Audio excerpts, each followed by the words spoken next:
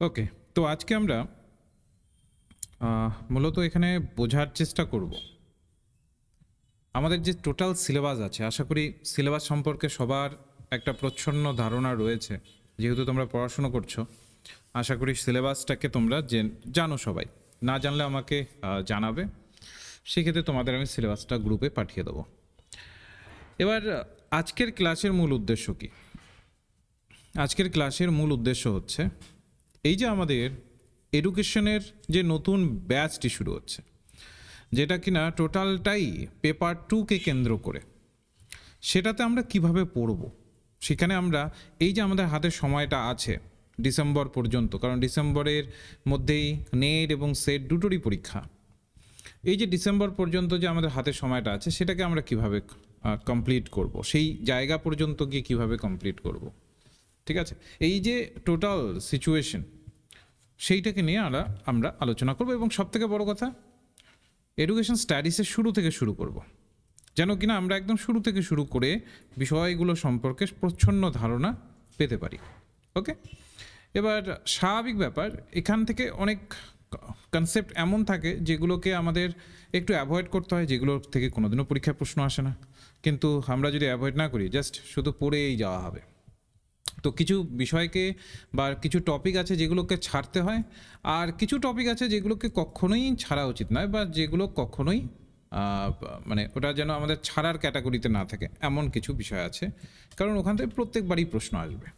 এবার আজকে যেটা আমরা যে টপিকটাকে পড়বো বা যেই অংশটাকে আমরা পড়বো আজকে, ঠিক আছে, সেই অংশটা হচ্ছে সেই রকমই, বুঝতে পারছো? এই যে এডুকেশনাল স্টাডিজ, এটার থেকে এমন কোনো দিনও এমন হবে না যে এখান থেকে প্রশ্ন আসেনি বা এখান থেকে প্রশ্ন আসছে না। প্রতিনিয়ত দেখবে এখান থেকে দেখবে প্রশ্ন থাকে, প্রতিনিয়ত থাকে। তোমরা পিওয়াই কিউ একটু বের করবে। আমি তো দরকার পড়লে আমি ইউটিউবে তোমাদের এডুকেশন চ্যাপ্টারের ওপরে পিওয়াই কিউ নিয়ে আসবো। সেই পিওয়াই কিউতে লক্ষ্য করবে, দেখবে প্রতিনিয়ত এখান থেকে এমন কোনো দিনও হয়নি যে এখান থেকে এই চ্যাপ্টার থেকে প্রশ্ন আসেনি। ঠিক আছে, আমি জাস্ট এই চ্যাপ্টারের গুরুত্বটা কি সেটাকে তোমাদের একটু ধরানোর চেষ্টা করছি, এই চ্যাপ্টারটা কতটা আমাদের ইম্পর্টেন্ট ওভারঅল পয়েন্ট অফ ভিউতে। তো এই চ্যাপ্টারে দেখবে ইন্ডিয়ান ফিলসফির সংখ্যা বেশি রয়েছে, বা ইন্ডিয়ান ফিলসফির যে বিষয় সেটা দেখবে সব থেকে বেশি রয়েছে, এবং একটু কিছু জটিল বিষয়ও রয়েছে যেগুলোকে পড়তে গেলেই আমরা আটকে যাই, আমাদের সাহায্যের দরকার হয়, বা আমরা ঠিক বুঝতে পারি না যে এই বিষয়গুলোকে কিভাবে পড়তে হবে। তো আজকের থেকে আমরা সেটাই শুরু করছি।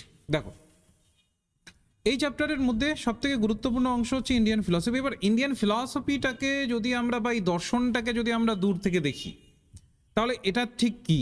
দেখো, ইন্ডিয়ান ফিলসফি কিন্তু একটা রিচ ট্রেডিশন অফ থটস নিয়ে কিন্তু গঠিত, যেটা কিনা হাজার বছর ধরে উঠে এসেছে বা চলছে, হাজার বছর ধরে এই প্রসেস কিন্তু আমরা হতে দেখছি। দ্য ওভার রিচিং ফ্রেমওয়ার্ক, এই যে ওভার রিচিং যে ফ্রেমওয়ার্ক আছে, এটা ডিভাইড করছে this philosophies two main branches based on crucial criteria. এবার এই যে ফিলসফিটা আছে, এটাকে আমরা দুটি ভাগে ভাগ করছি। কি সেই দুটি ভাগ? একটা হচ্ছে অর্থোডক্স, আরেকটা হচ্ছে হেট্রোডক্স। এবার বিষয়টা হচ্ছে, অনেক সময় আমাদের একটা মিসকনসেপশন থাকে। মিসকনসেপশন কি? আমাদের একটা মিসকনসেপশন আছে, বলছি it is a common misconception that হচ্ছে dividing line believe in God, যে ভগবানকে কে কতটা বিশ্বাস করছে এই ভিত্তিতে নাকি এই দুটো ভাগ হয়েছে। বিষয়টা কিন্তু নয়। এই যে আমরা দুটো ভাগ পাচ্ছি আমাদের ইন্ডিয়ান ফিলসফির, একটা হচ্ছে অর্থোডক্স আর একটা হচ্ছে হেট্রোডক্স, এই দুটো ভাগ কিন্তু কখনোই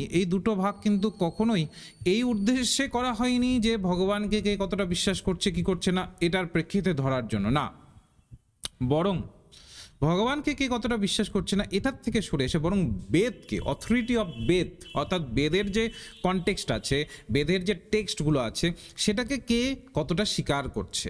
ঠিক আছে, তো তোর জন্যই বলেছে যে accept the authority of Vedas foundational ancient sacred text of India. অর্থাৎ বেদকে কোন যে আমাদের স্কুল অফ থট আছে, বা বলতে পারো যে আমাদের স্কুলসগুলো আছে, কোনটা মানছে আর কোনটা মানছে না, এই দুয়ের মধ্যেকার পার্থক্যতেই কিন্তু আমরা দেখতে পারি এই অর্থোডক্স আর এই হেট্রোডক্স, এই দুটো স্কুল অফ থট। বোঝা গেল? এইটুকু বোঝা গেল? কমেন্ট সেকশনে একটু আমাকে জানাও যে এই বেসিকটা ক্লিয়ার হয়েছে কিনা। কারণ আমাদের একটা মিসকনসেপশন থাকে যে যে ভগবানকে মানে সে অর্থোডক্স, আর যে ভগবানকে মানে না সে হচ্ছে হেট্রোডক্স। তো বেসিক্যালি এটা কিন্তু নয়। ঠিক আছে? তো ভগবানের ওপরে নয়, বরং বেদকে কতটা মানছে কি মানছে না সেটার ওপরে। ঠিক আছে? তো আবার আরেকটা বিষয় মাথা রাখতে হবে যে সাম অর্থোডক্স স্কুল আর actually entirely aesthetic but they remain orthodox because they accept Vedic authority. আবার কিছু কিছু স্কুল অফ থট আছে যেটা কিনা সম্পূর্ণটাই হচ্ছে এস্থেটিক, যে কিনা ভগবানকে মানছে না, কিন্তু অর্থোডক্স তাদেরকে এর জন্যই আমরা বলি, কারণটা হচ্ছে তারা বৈদিক অথরিটিটাকে মেনটেন করছে, তারা বৈদিক অথরিটিটাকে গ্রহণ করছে। ঠিক আছে? এবার আমরা সম্পূর্ণটাকে একটু ধরার চেষ্টা করব। অর্থোডক্স ফিলসফিটা কি, যাদেরকে আমরা বলি আস্তিক। আমরা সাধারণত দুভাগে ভাগ করি, আস্তিক নাস্তিক। এবার এই আস্তিক যাদেরকে বলি আমরা, এই যে অর্থোডক্স ফিলসফি, এটা এক্স্যাক্টলি কি বলছে? দ্য অর্থোডক্স বা আস্তিক বা astika school accept the Vedas as a supreme infallible source of knowledge. অর্থাৎ সবার ওপরে বেদ, বেদের উপরে আর কিচ্ছু নেই। অর্থাৎ যা কিছু বিশ্বাস করব সব বেদের ভিত্তিতেই বিশ্বাস করব, যদি বেদে লেখা না থাকে তাহলে বিশ্বাস করব না। এই যে জায়গাটা, এইটাকে বলা হয় অর্থোডক্স ফিলসফির মধ্যে আস্তিক বা আস্তিক দর্শন। ঠিক আছে? যে সবার ওপরে বেদকে বিশ্বাস করা হচ্ছে, বেদকে সবার ওপরের মানদণ্ডতে রাখা হচ্ছে। ঠিক আছে? While there are traditionally 6 orthodox school, তো আমরা 6খানা টোটাল আমরা অর্থোডক্স স্কুল অফ থট দেখতে পারি। যদি আমরা যোগ দর্শন, তারপরে ন্যায় দর্শন, এগুলো সবগুলোকে নিই, যদিও বা আজকে তোমাদের আমি এই যে যোগ দর্শনটা পড়াবো, ওকে, অর্থোডক্সটাই পড়াবো। তো এরকম আমরা দেখবো 6খানা টোটাল আমাদের অর্থোডক্স স্কুল রয়েছে। ঠিক আছে? এবার এই জায়গাগুলোতে আমরা সেগুলোকে একটু বোঝার চেষ্টা করব। এগুলোর মধ্যে যদি আমরা একটাকে নিই, একটা হচ্ছে বেদান্ত ফিলসফি। বেদান্ত ফিলসফি কি, এটাকে আরেক নামে বলা হয় এটাকে উত্তর মীমাংসা। ঠিক আছে? তো বেদান্তকে আরেক নামে কি বলা হয়? উত্তর মীমাংসা। বলছে there is a perhaps the most famous Indian philosophy today. এটাকে এখন সব থেকে বড় বলতে পারো, সব থেকে বড় অংশের ফিলসফি হিসেবে ধরা হয় বর্তমান যুগে। বলছে Vedanta literally means the end of Vedas. বলছে এটার একদম আক্ষরিক অর্থে যদি আমরা দেখি, দেখো বেদান্ত বেদের অন্ত থেকে এসেছে হচ্ছে বেদান্ত।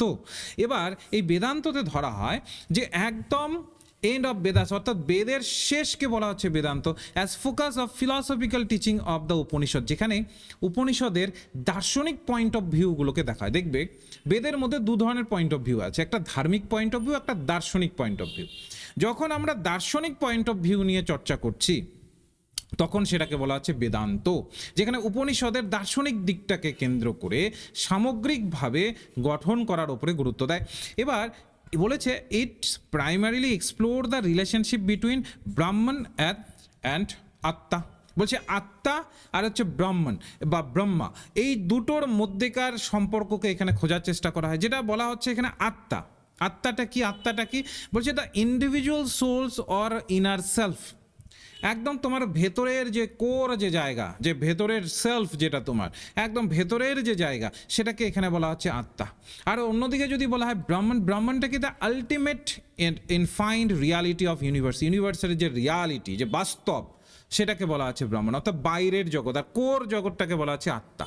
বেদান্ত ফিলসফিতে এটা আমরা দেখি। যদি আমরা মীমাংসা ফিলসফিতে দেখি, অলসো কল্ড এ পূর্ব মীমাংসা, এটাকে আরেক নামে ডাকা হয়, কি নামে? পূর্ব মীমাংসা নামে।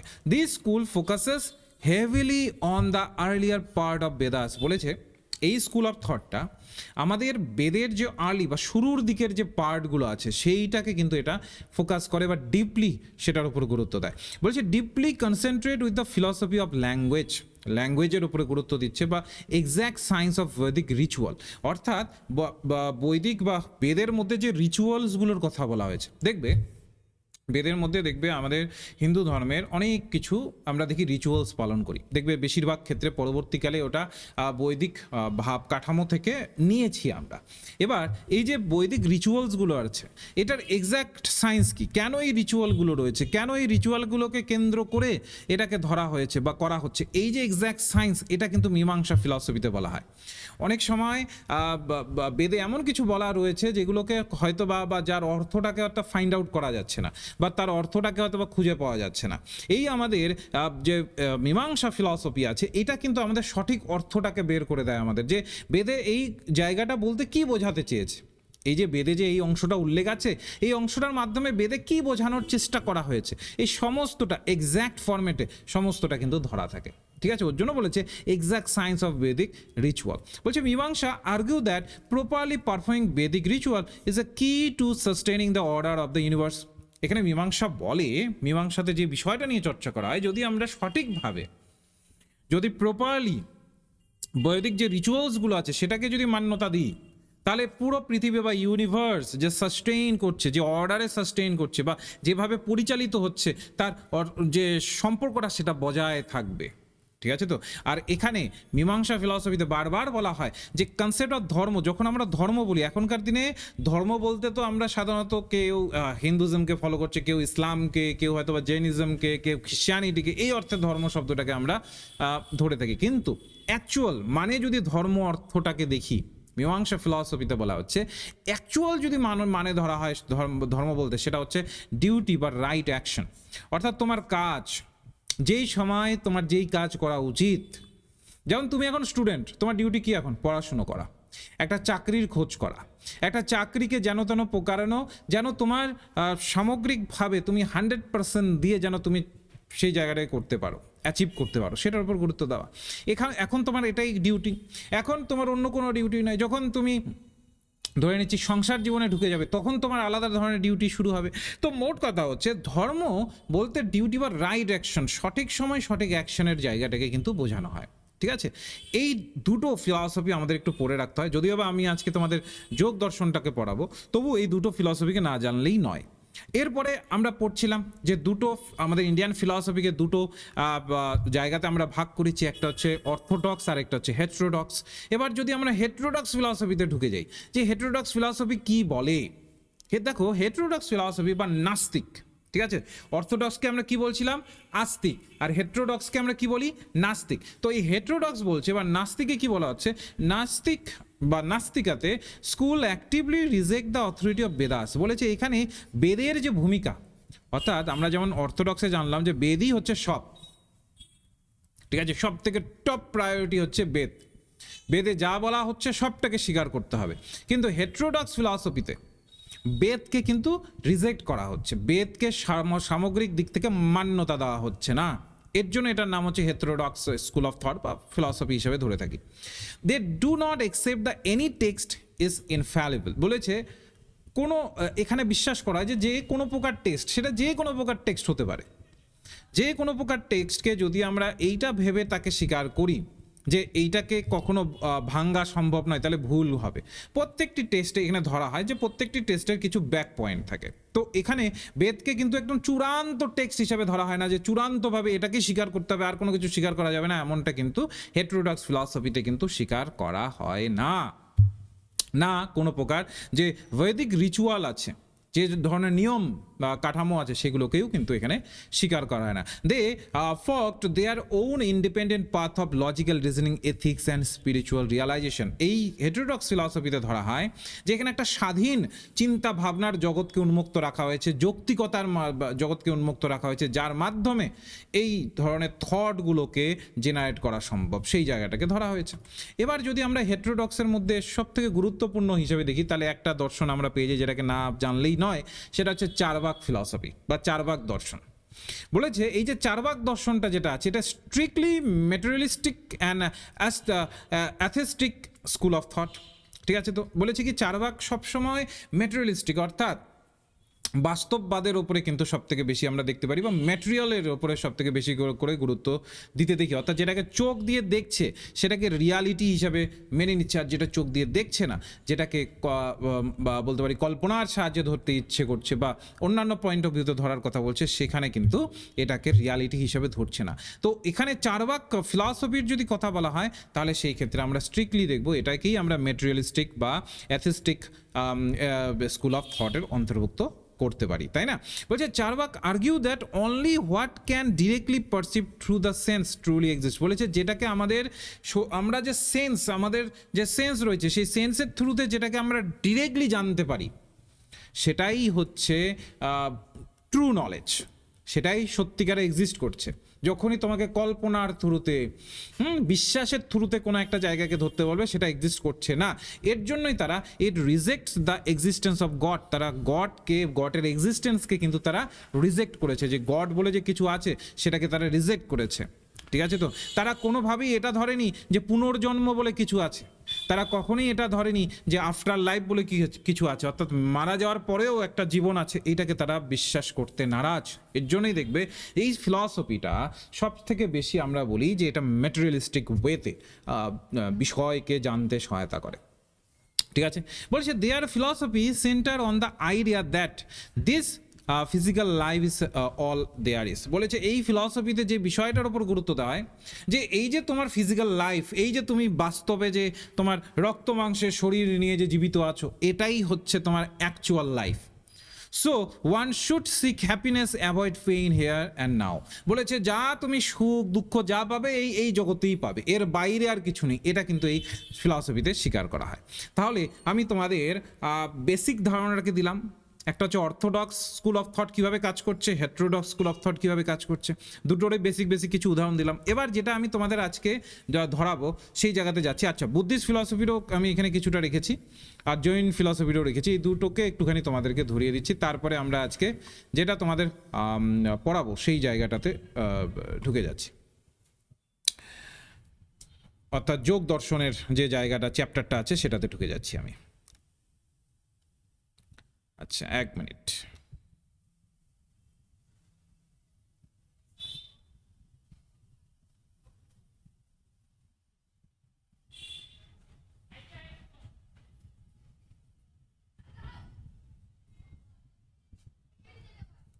দেখো, বুদ্ধিস্ট ফিলসফিটাকে যদি আমরা দেখি, বলেছে এই বুদ্ধিস্ট ফিলসফিটি ফাউন্ড করেছিলেন সিদ্ধার্থ গৌতম দ্য বুদ্ধা।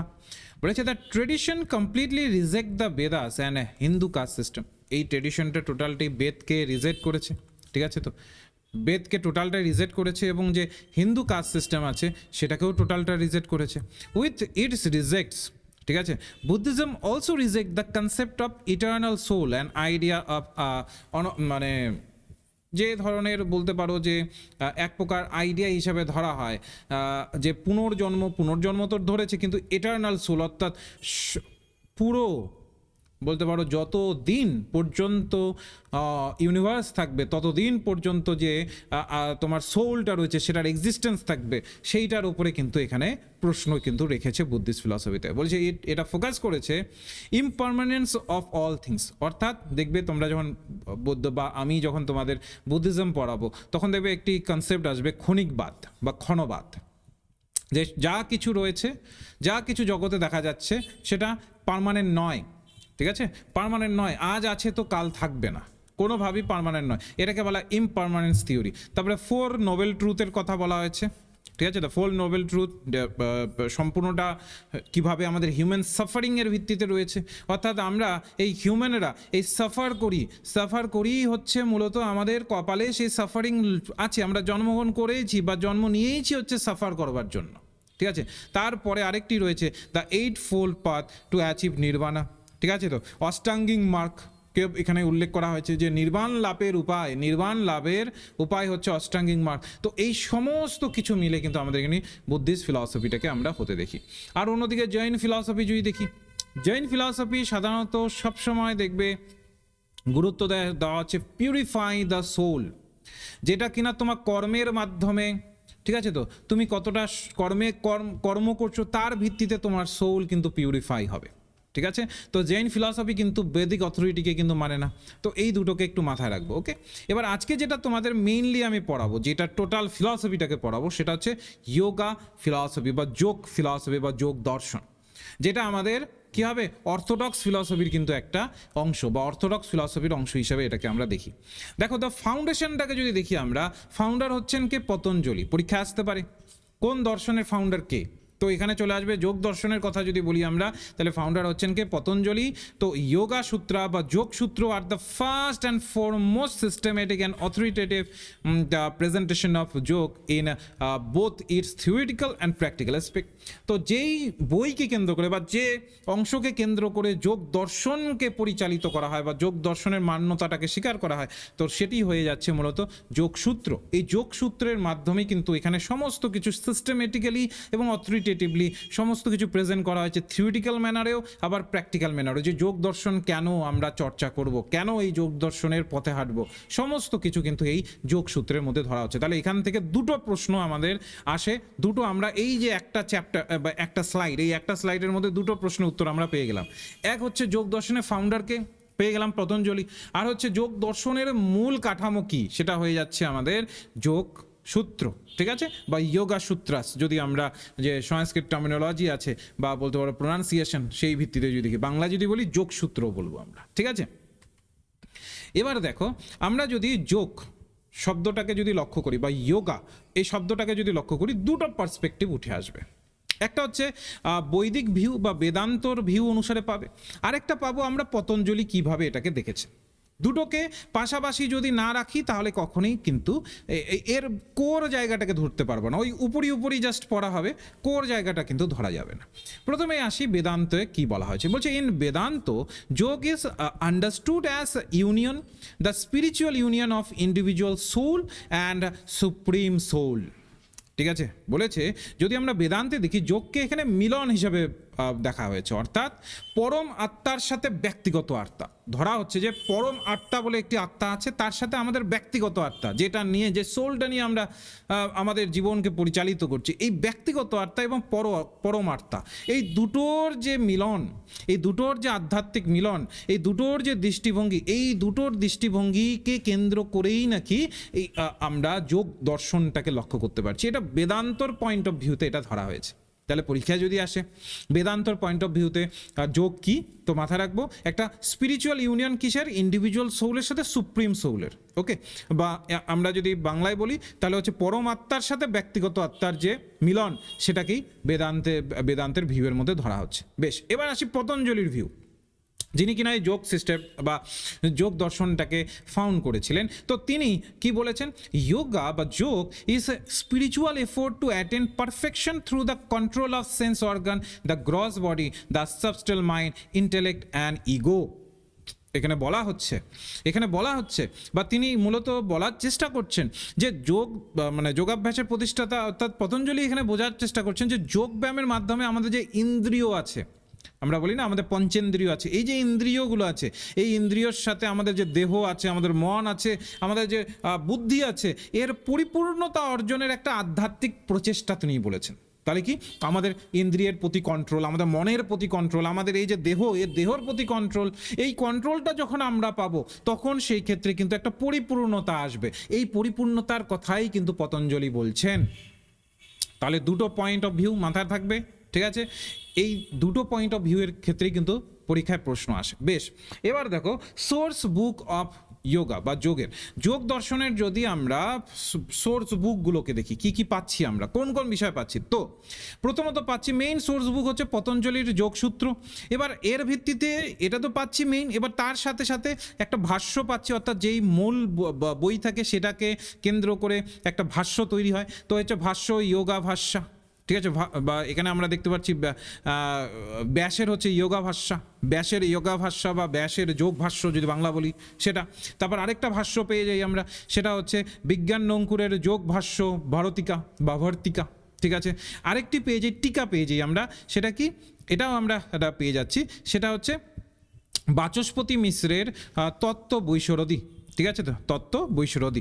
এই যে তিনটে বা এই যে চারটে টোটাল এই সূত্রটাকে কেন্দ্র করে সোর্স অফ বুকের বলা যেতে পারে, যোগার সোর্স অফ বুক বলা যেতে পারে, বা এই থেকেই আমরা সমস্ত যোগ দর্শনের কাঠামো বা বলতে পারো যোগ দর্শন কী কী বিষয়কে ফলো করছে, মানে ডুস অ্যান্ড ডোন্টস সমস্ত কিছু কিন্তু আমরা এখানে ধরতে পারছি, ঠিক আছে। এবার যাদের মনে থাকবে না যে ভাষ্য বলতে স্যার কি বুঝি, মাথায় রাখবে ভাষ্য বলতে বোঝায় যে ডিটেল কমেন্ট্রি, অর্থাৎ যা যা বলা হয়েছে ওটাকে ডিটেল যখন লেখা হয়, ওই বিষয়গুলোকে যখন ডিটেলসে লিখে মূলত ধরা হয়, সেটা হচ্ছে ভাষ্য, ঠিক আছে, ওটাকে আমরা ভাষ্য বলে থাকি। আর টিকা কখন বলি, যখন sub commentary of specific work, অর্থাৎ পার্টিকুলার কোনো একটা কাজকে নিয়ে ওটাকে নিয়ে টিকা রচনা করা হয়। তোমরা ছোটোবেলায় লিখতে বা এখনও লেখো, টিকা লেখো না, একটা টপিককে কেন্দ্র করে ছোট্ট করে টিকা লেখো, তো এইরকম হচ্ছে টিকা, ওকে। এরপরে দেখো আরেকটি বিষয় আছে, আচ্ছা এটা দরকার নেই। এরপরে দেখো আরেকটি বিষয় আছে, যোগ অ্যান্ড সাংখ্য, ওকে। আমরা দুটো দর্শন দেখতে পাচ্ছি, সাংখ্য দর্শন আর হচ্ছে যোগ দর্শন।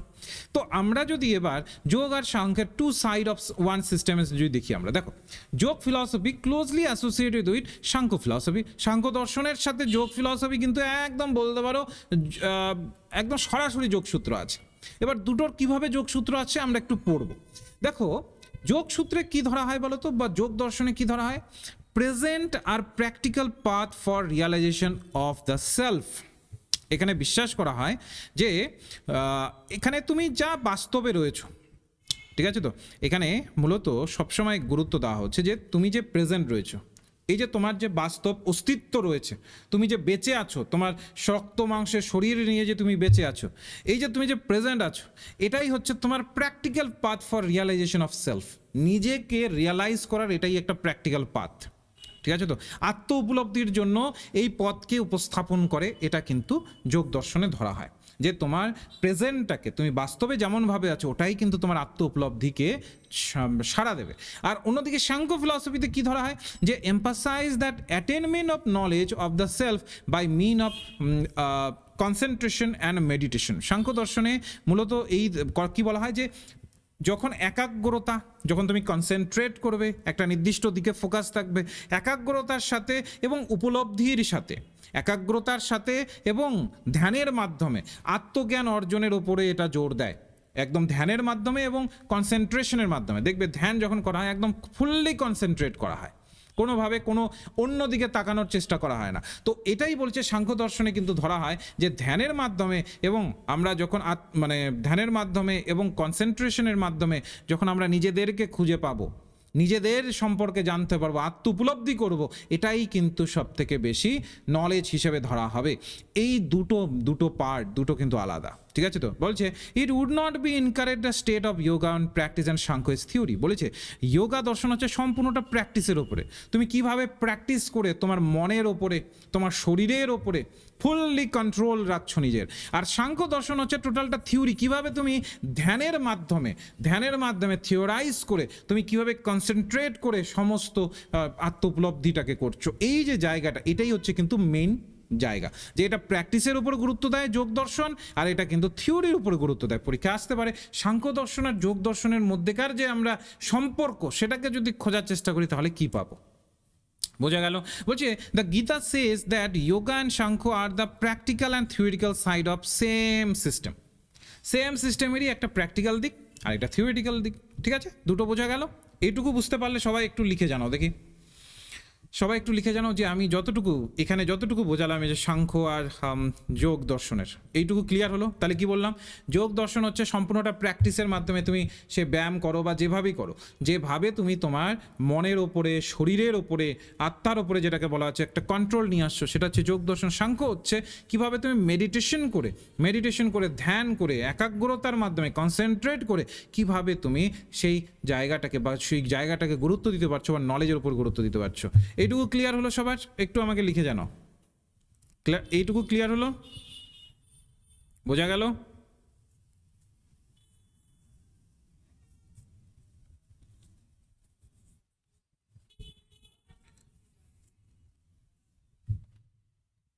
এইটুকু ক্লিয়ার হলো সবার?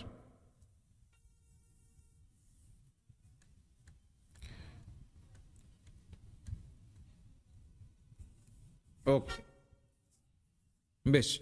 এবার চলে আসি আমরা নেক্সট। দেখো অর্গানাইজেশন অফ এ যোগা সূত্র বা যোগ সূত্রের ভিত্তিতে যদি আমরা দেখি, দেখো পতঞ্জলির যে যোগসূত্র আছে এটার মধ্যে আমরা 4টে পার্ট দেখতে পারি। পরীক্ষায় কিন্তু এই জায়গাগুলো থেকে প্রশ্ন আসে। হ্যাঁ, তো পতঞ্জলির যে আমরা যোগসূত্র দেখব, এই যোগসূত্রের মধ্যে আমরা কি দেখতে পারি? 4টি অংশ দেখতে পারি। কি সেটা? একটা হচ্ছে সমাধিপথ। সমাধিপথ মানে কি, বা সমাধিপথ বলতে কি বোঝায়?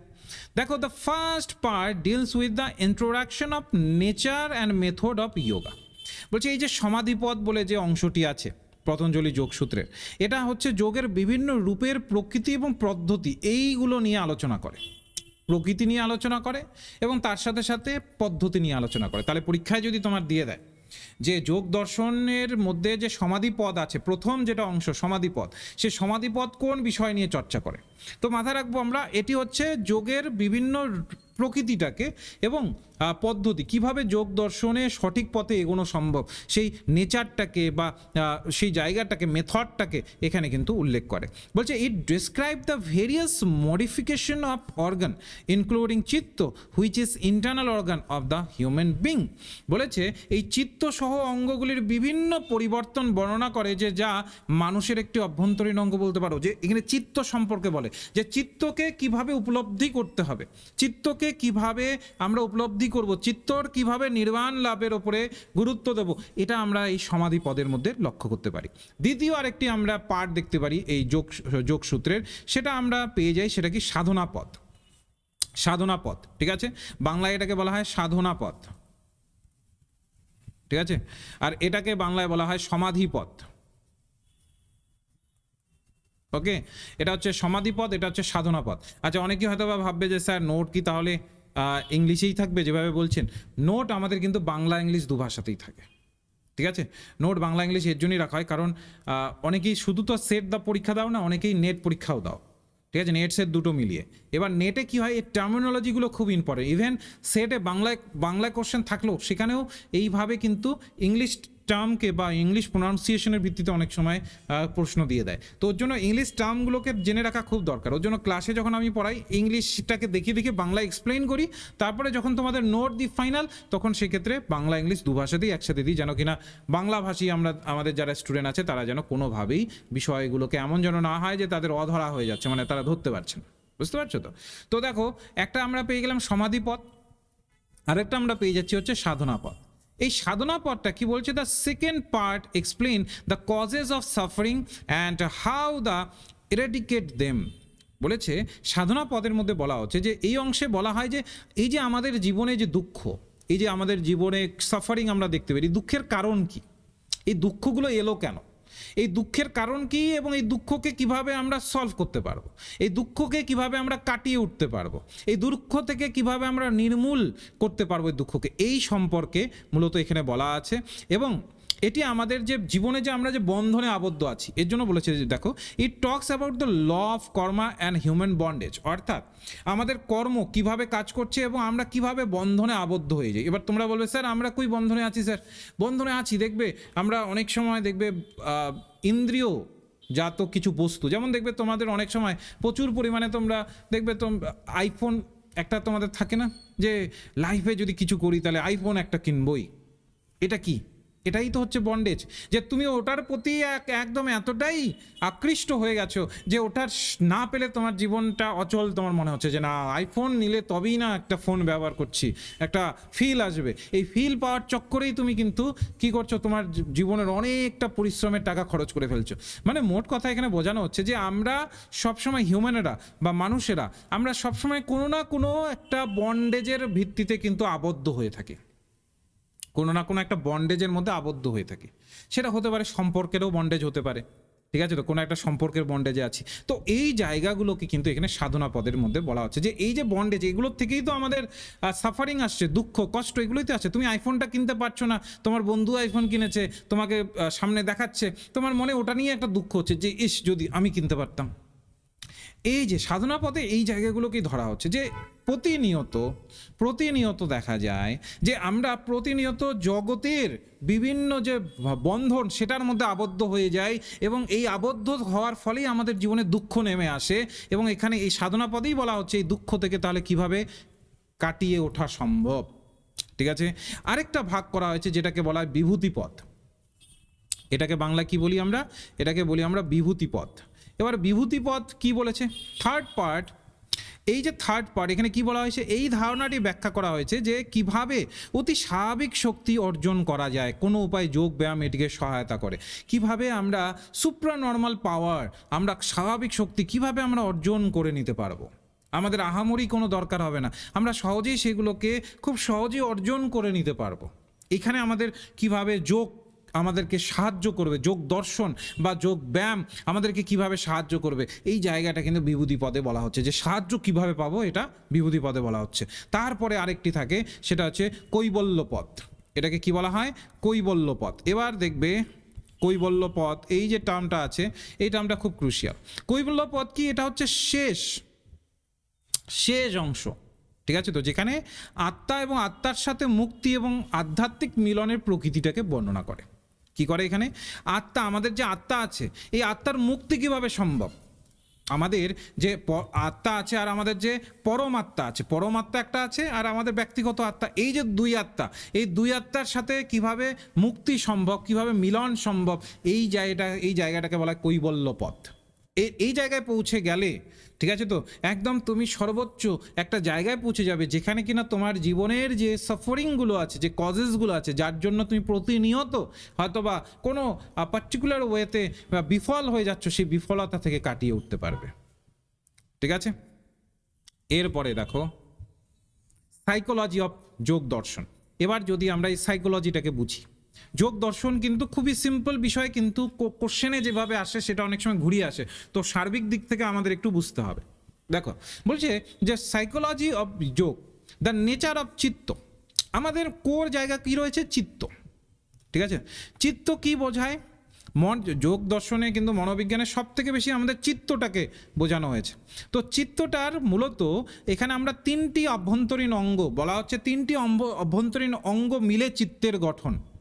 ঠিক আছে, তো এখানে যদি দেখি আমরা, একটা থাকে হচ্ছে বুদ্ধি বা ইন্টেলেক্ট, তোমার কতটা বুদ্ধি রয়েছে, সে তার ভিত্তিতে চিত্তের গঠন হবে। একটা হচ্ছে তোমার অহংকার, ঠিক আছে, তো তোমার অহংকার কতটা ডেভেলপ হয়েছে, যার ভিত্তিতে চিত্তের গঠন হবে।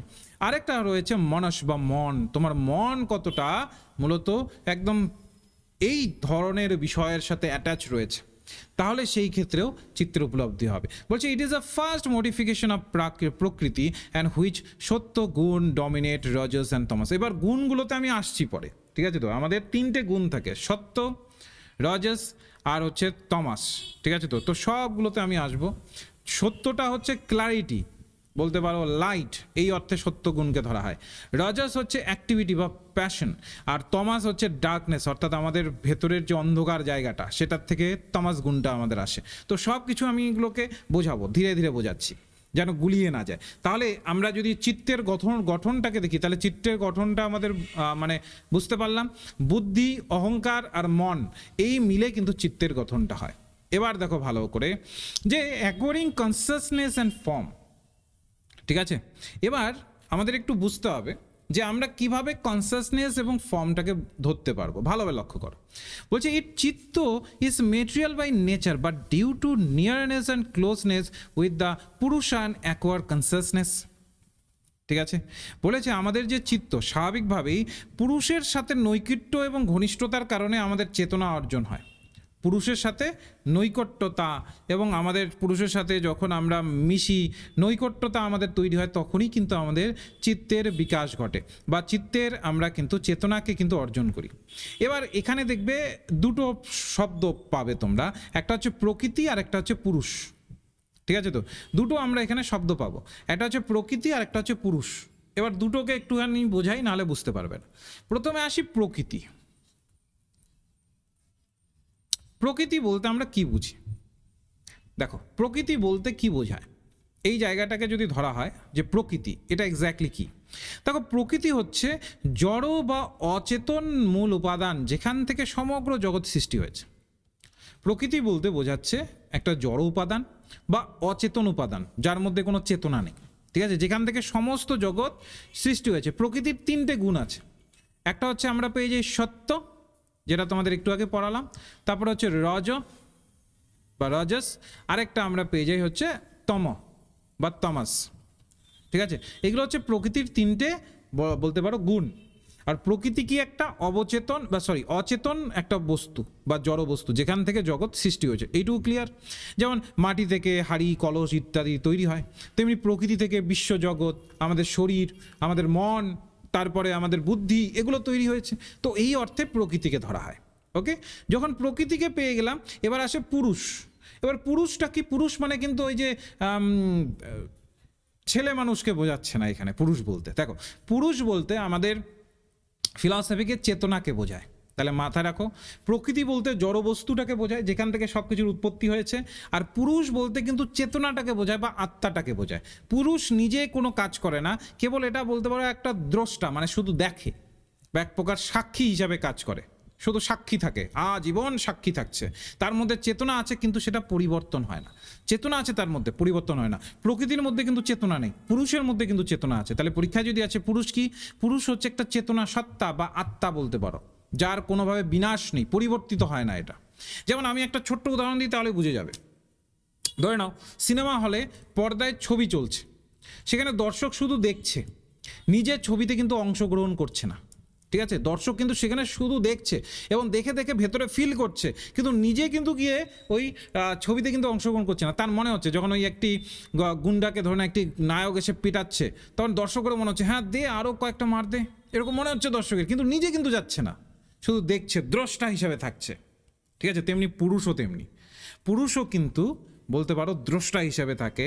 জগতে যা ঘটছে সেটা কিন্তু ধরা হয় যে তার মধ্যে চেতনা আছে, সে জানে কি ঘটছে, কিন্তু ধরা হয় যে সে শুধু দ্রষ্টা, কোনোভাবে পরিবর্তন করে না কিছু, সেও পরিবর্তিত হয় না, যা হচ্ছে জগতের মতো করে সেটাকে হতে দেয়।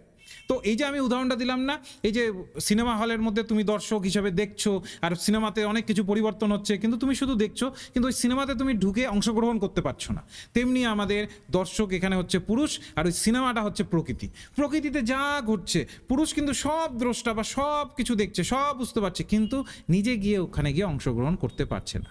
ঠিক আছে, তাহলে প্রকৃতি আর পুরুষের মধ্যে যদি পার্থক্য আসে পরীক্ষাতে, তাহলে এটাকে আরও একটা সোজা ভাষায় মনে রাখবে, একটি গাড়ি আর একজন চালক। গাড়ি নিজে চলতে পারে না, এটা হচ্ছে যেমন প্রকৃতি কিন্তু নিজে চলতে পারে না। ঠিক আছে তো, আর পুরুষ হচ্ছে চালক, গাড়িকে চালায় এবং সচেতনভাবে চালায়, কিন্তু শুধু সেখানে স্থিরভাবে থাকে।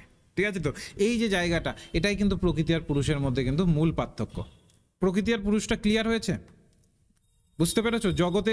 জগতের ভিত্তিতে আমাদের ফিলসফিক্যাল পয়েন্ট অফ ভিউতে প্রকৃতি বলতে কী বোঝায়, পুরুষ বলতে কী বোঝায়, এইটুকু ক্লিয়ার হলো তোমাদের? একটু জানাবে, ক্ল্যারিটি পেলে বেশ। তো এই যে পুরুষ, এই যে আমরা যে শব্দটি পেলাম পুরুষ, এই জায়গাটা এবার এখানে লক্ষ্য করো। বলেছে এখানে কি বলেছে, এখানে খুব ভালোভাবে লক্ষ্য করো, এখানে বলছে যে চিত্ত ইজ ম্যাটেরিয়াল বাই নেচার। চিত্ত হচ্ছে আমরা পেয়েছি, বলতে পারো চিত্তটাকে আমরা পেয়েছি নেচারের প্রেক্ষিতে। ঠিক আছে, বুঝতে পারছো? চিত্তটাকে আমরা পেয়েছি নেচারের প্রেক্ষিতে। Okay, but due to nearness and closeness with the Purusha it acquires consciousness. বলেছে আমাদের চিত্তর মধ্যে, আমাদের মনের মধ্যে কি হয়েছে, আমরা যেহেতু এটা পুরুষের সাথে অনেকটা কানেক্টেড, তো এটার জন্য এটার মধ্যে আমরা কি দেখতে পাচ্ছি, চেতনা অর্জন করতে পেরেছে। অর্থাৎ পুরুষের সাথে নৈকট্য এবং ঘনিষ্ঠতার জন্য এটার চেতনা অর্জন করেছে। তাহলে পরীক্ষায় যদি আসে যোগ দর্শনের ফিলসফি অনুসারে চিত্তের মধ্যে কি সচেতনতা আছে, কনসাসনেস আছে? যদি থেকে থাকে কারণটা কি, নিচে হয়তো বা ডিসক্রাইব করে কিছু অপশন দিয়ে দিল। তো মাথায় রাখবে পুরুষের সাথে যেহেতু চিত্ত কানেক্টেড রয়েছে, নিয়ারনেস রয়েছে, ঠিক আছে, বলতে পারো ঘনিষ্ঠতা রয়েছে, নৈকট্য রয়েছে, তাই এটার সাথে এটার সম্পর্কও রয়েছে। ঠিক আছে, এরপরে দেখো স্টেপ 2 বলছে the object, but when it related to an object it assume the form of the object.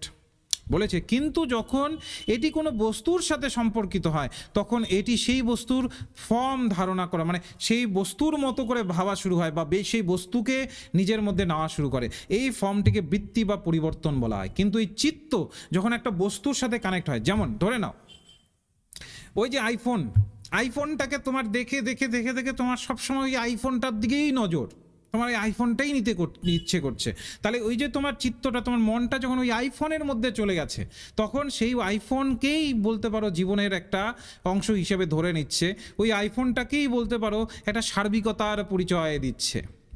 ঠিক আছে, তো ওই আইফোনের মাধ্যমেই তোমার মনটা কি হচ্ছে, ফর্ম হচ্ছে, ওই আইফোনের মতো করে ফর্ম হচ্ছে, যে আইফোন হাতে যদি না থাকে মানে তার মানে আমার জীবনে কিচ্ছু নেই, এরকম মনে হবে। ঠিক আছে, তো কি হয়, এটা অবজেক্টের সাথে যখন কানেক্ট হয়ে যায়, আমাদের এই চিত্ত যখন কোনো একটা অবজেক্ট বা বস্তুর সাথে কানেক্টেড হয়ে যায়, তখন সেই ক্ষেত্রে ওটার সাথে রিলেট করে ফেলে এবং তারপরে আসে হচ্ছে মডিফিকেশন। বলছে দ্য ফর্ম ইজ কল্ড বৃত্তি অর মোটিফিকেশন।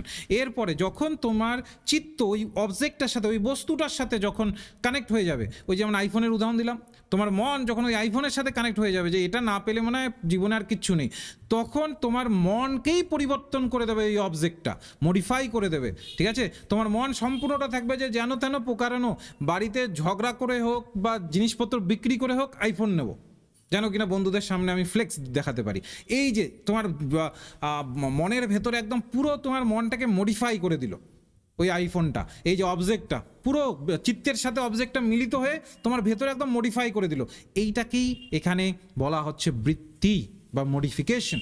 তার মানে due to modification of chitta the self knows worldly objects. বলেছে এই যে আমাদের চিত্তের যে মডিফিকেশন হয়ে গেল, এই যে আমাদের চিত্তের পরিবর্তনের কারণে আত্মা, আমাদের যে সেলফ, আমাদের আত্মা এই জাগতিক বস্তুগুলোর প্রতি একদম আবদ্ধ হয়ে যায়। এই যে বাস্তবে যে বস্তুগুলোকে দেখছি এগুলোর প্রতি আবদ্ধ হয়ে যায়, ওগুলোর মধ্যে মূলত কি হয়ে যায়, ওগুলোকে জানতে পারে, ওর মাধ্যমেই কিন্তু সমস্ত জীবনকে অতিবাহিত করা শুরু করে। এই যে চিত্তের ফরমেশন বা মডিফিকেশন, এটা কিন্তু খুবই ক্রুশিয়াল। আমি কিন্তু একদম সোজা সাপটাভাবে বোঝাচ্ছি, হ্যাঁ, যেন কিনা একবারে মাথায় ঢুকে যায়। এইভাবে এই যে আইফোন দিয়ে উদাহরণ এগুলো কোনো বইয়ে পাবে না। ঠিক আছে, তো আমি যখন পড়াই এইভাবেই সহজ উদাহরণ দিয়েই মূলত বোঝানোর চেষ্টা করি, যেন কিনা একবারে ঢুকে যায়, একবারে বুঝতে পারো তোমরা মাথায় এই জায়গাটা। তো এমনি বুঝতে পারছো তো, বুঝতে পেরেছো কীভাবে চিত্ত মডিফাই হচ্ছে? আশা করি বুঝতে পেরেছো। এবার আমি পুরুষ আর সাথে কিভাবে রিলেটেড রয়েছে সেটা তো তোমাদের বোঝালামই। পুরুষ আর প্রকৃতি কি, প্রকৃতি আমি তোমাদের বোঝালাম যেটা একটা অচেতন, আর পুরুষ হচ্ছে চেতন। এবার বলেছে এখানে একটা উদাহরণ দিয়েছে, দেখো, just as the moon appears as moving in the river and wave is river appears is luminous, purely Purusha appears in undergoing modification and chitta appears in conscious due to Purusha's reflection in it. দেখো যেমন চাঁদকে যেমন নদীতে চলমান বলে মনে হয় না, তুমি যখন হেঁটে যাবে তোমার চাঁদকে নদীতে মনে হবে, ওই যে নদীর জলগুলো যেহেতু হেরফের করছে, চাঁদকে দেখে তোমার মনে হবে যে নদীতে চাঁদ মানে চলছে। নদী কী মনে হবে, চাঁদকে যেমন নদীতে চলমান মনে হবে, যেন চাঁদের মধ্যে দিয়ে, মানে নদীর মধ্যে দিয়ে চাঁদ চলছে এবং নদীর ঢেউ আলোকিত দেখায়। তেমনি পুরুষকেও পরিবর্তনের মধ্য দিয়ে দেখা যায়, পুরুষকেও আমরা পরিবর্তনের মধ্য দিয়ে দেখতে পারি। এই যে চিত্তের যে মডিফিকেশন হচ্ছে, চিত্তটা যে মডিফাই হচ্ছে, তার ভিত্তিতে আমরা পুরুষকে কিন্তু তার ভিত্তিতে জানতে পারছি। তেমনি পুরুষকেও পরিবর্তনের মধ্যে দেখা যায় এবং পুরুষের প্রতিফলনের কারণেই চিত্ত সচেতনভাবে উপস্থিত হয়। এই জায়গাটা মাথায় রাখবে। এবার আমরা এই যে আমাদের চিত্ত যখন মডিফাই হয়ে যায় তাহলে কি হয়, জীবনে আমাদের বন্ডেজ তৈরি হয়। বন্ডেজ মানে কি, আমরা বাধা প্রাপ্ত হই। ঠিক আছে, তো আমাদের জীবনে বন্ডেজ দেখা যায় যে আমরা বাধা প্রাপ্ত হচ্ছি প্রতিনিয়ত। ঠিক আছে, তো এবার এই বন্ডেজটাকে আমরা কিভাবে ওভারকাম করতে পারি, এইখানে যোগ দর্শন কি বলছে যে এই যে বন্ডেজ, এই যে আমাদের প্রতিনিয়ত আমরা কোনো না কোনো জায়গার মধ্যে আঁকড়ে রয়েছি, কোনো না কোনো জায়গার সাথে একদম যুক্ত হয়ে রয়েছি, দাসত্ব মেনে নিয়েছি। যেমন ওই আইফোন, তোমার যদি মনে হয় ওই আইফোনের কিন্তু তুমি দাস হয়ে গেছো এখন, ওটা ছাড়া তোমার মনে হচ্ছে জীবন অচল, বন্ধু অচল, মানে বন্ধুদের সাথে থাকতে হলে অন্যদের আইফোন আছে আমারও রাখতে হবে। তার মানে কি, তুমি ওই যে অবজেক্টটা, ওই আইফোনের, ওইটার দাস হয়ে গেছো তুমি। এবার এই যে তুমি যে দাস হয়ে গেছো, স্বাভাবিক ব্যাপার, জীবনের আনন্দ ফুর্তি সব কিছু তুমি বিসর্জন দিয়েছো, একমাত্র ওটাই তোমার মনে হচ্ছে যে ওটাই হচ্ছে জীবনের লক্ষ্য। এই বন্ডেজটাকে, এই যে আঁকড়ে যে তোমাকে ধরেছে ওই আইফোন, এই বন্ডেজটাকে কিভাবে তুমি ওভারকাম করবে, কিভাবে ওখান থেকে তুমি সরে আসবে, এইটাতে কিভাবে যোগ দর্শন উঠে আসে। তাহলে কি বলছি, একটা প্রবলেম থাকে, ওই যে যেমনটা আমি তোমাদের বোঝালাম, ইট ইজ ইভেন বলছে detach from association of aversion of worldly joy and pain, this attachment and aversion is nothing but bondage. ওই যে আমরা যার মাধ্যমে যেটাতেই আমরা বুঝি যে এইটা পেলেই আমার সুখ দুঃখ সব মানে সলভ হয়ে যাবে সমস্ত কিছু, তার মানে কি ওর মধ্যেই তুমি আঁকড়ে ধরে আছো। এটা হচ্ছে একটা প্রবলেম, ওই আইফোনটা তোমার একটা প্রবলেম। এবার তার সলিউশন কি, get rid of this bondage. বলেছে human being need to control the modification of chitta. আমাদের এটার সলিউশন হিসাবে আমাদের থাকে যে আমাদের চিত্তকে মডিফাই হতে দেওয়া যাবে না। ঠিক আছে, আমি দূরে দেখছি আমার বন্ধুরা কেউ আইফোন ব্যবহার করছে, ঠিক আছে, ভালো কথা, তোরা ভালোভাবে ব্যবহার কর, কোনো অসুবিধে নেই, আমি ওটার প্রতি অ্যাটাচ হব না, আমি ওই আইফোনের প্রতি অ্যাটাচ হব না। এই যে এটা হচ্ছে কন্ট্রোল। বলেছে যদি আমাদের মধ্যে আমরা যদি কন্ট্রোলটা না আনতে পারি, তাহলে অবশ্যই আমাদের চিত্ত কোনো না কোনোভাবে, আজকে আইফোন, কালকে বাইক, কালকে হয়তো বা কোনো ব্যক্তি, বা কোনো দিন হয়তো বা কোনো একটি কার বা গাড়ি, এগুলোর উপরে আমাদের চিত্ত মডিফাই হতেই থাকবে। ঠিক আছে, তো এটাকে কন্ট্রোল করা দরকার, কন্ট্রোল ম্যানারে থাকা দরকার। One can control the modification of chitta only by practising yoga in continuous manner. যদি কেউ যোগ দর্শনটাকে মেনে নিয়ে যোগটাকে প্রতিনিয়ত প্র্যাকটিস করে, তাহলে তার নিজের প্রতি কি আসবে, ফোকাস বাড়বে, তার নিজের প্রতি বিশ্বাস বাড়বে, এবং এই তার মন যেন খুব সহজেই মডিফাই না হয়ে যায়, চিত্ত যেন খুব সহজেই মডিফাই না হয়ে যায়, সেইটার উপরে তার কন্ট্রোল থাকবে। বলছে আলটিমেট যে ডেফিনেশন কী হবে, in this regard Patanjali defines yoga of the বলছে সিচুয়েশন অফ মডিফিকেশন অফ চিত্ত।